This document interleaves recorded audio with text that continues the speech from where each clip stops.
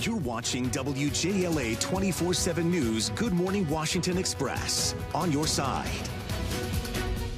Bucking the president. 12 GOP senators joined Democrats in voting down President Trump's national emergency declaration funding his border wall. President Trump delivering a brief response to senators tweeting just one word: veto. We bring in political insider Armstrong Williams to discuss this. And good morning, Armstrong. Good to see you. So is this the first time? This would be Trump's first veto, and it does not look like there are votes to override this, so it would stay. But is this the first time we're seeing GOP senators bucking the president on an important vote? You know, what you're seeing is an unreasonable president who's accustomed to getting everything that he wants from senators who are willing to lay everything on the line, finally standing up and said, you know, you can't set the precedent for future presidents to do the same. You just cannot declare you're going to take money from the military budget to build a wall. This is a line item veto. It just doesn't work this way. And you know, there are certain powers that there are three branches of government, Mr. President: the executive, legislative, and judiciary.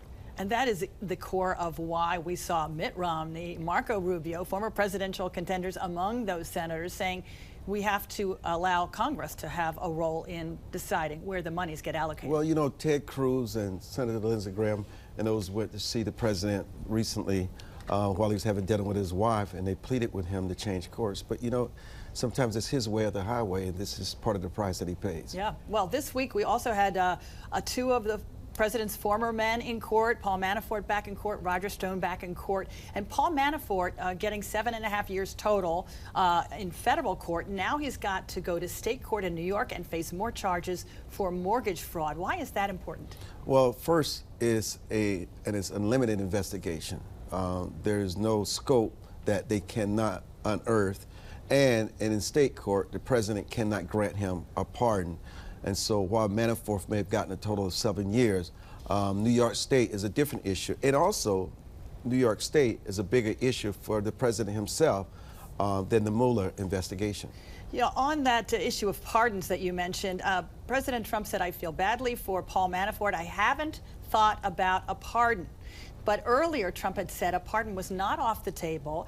And in an email to Michael Cohen, Trump said, you can sleep well tonight and you have friends in high places.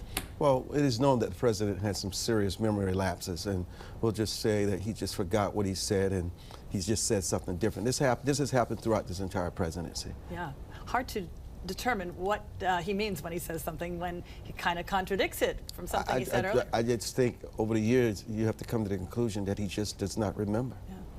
All right, we'll leave it there. I want to move on to the 2020 race. Beto O'Rourke, the former Texas congressman from the El Paso area, jumped in the race just this week and already made a visit to Iowa, one of the early states. Why is there so much attention focused on this particular candidate who actually lost his Senate run to Ted Cruz in the fall? You know, a candidate announcing for president couldn't have had a worse day than what Beto O'Rourke had yesterday, with Nancy Pelosi standing at the podium saying she could barely remember anything significant he's done while he was in Congress. I mean, people who worked with him said he was mediocre. The trade union said he was always wishy-washy and waffling on their issues. And it's time for O'Rourke to stand up for something. You know, people love you as long as you're not running, but once you start running, all of a sudden people tell you how they really feel. And the rest of the Democratic field just feels he should wait his turn, and his turn is just not now. I mean, he's a candidate in sort of Kennedy-esque, that people love his name. But he's not going anywhere quickly, actually. He's just not. Yeah, and it's a huge field, and it's getting wider every day. Yeah. All right, let's move on to those Boeing 737 MAX jets that were grounded this week. The whole world grounded them first, and the U.S. dragged its feet, did not ground this particular aircraft until President Trump actually declared an emergency and said, these flights will not be flying right now. Well, I thought that the president, in terms of his tweets and his thoughts over the past 2 weeks, is the best that I've seen. What he said about Einstein cannot fly for me. And what he was saying is that we rely too much on technology and not enough on human beings.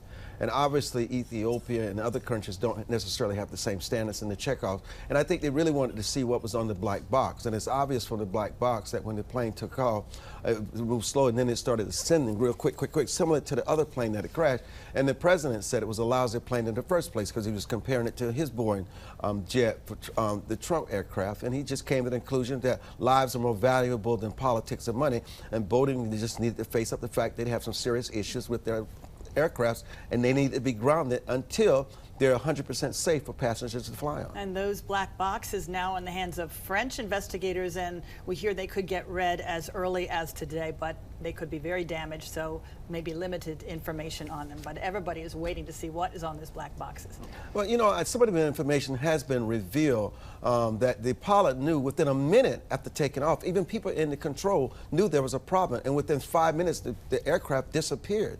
So they knew there was a problem, similar to the other airplane that had crashed. And you know within Boeing's corporation that somebody knew there was a problem, whether they cut costs. Everything is not about technology. And plus, the pilots did not have the necessary training that they needed in order to fly these aircrafts. We're always in a rush to get things out so we can recoup our investment, but not at the expense of human lives. Absolutely. Well said. Armstrong Williams, good to talk to you this week.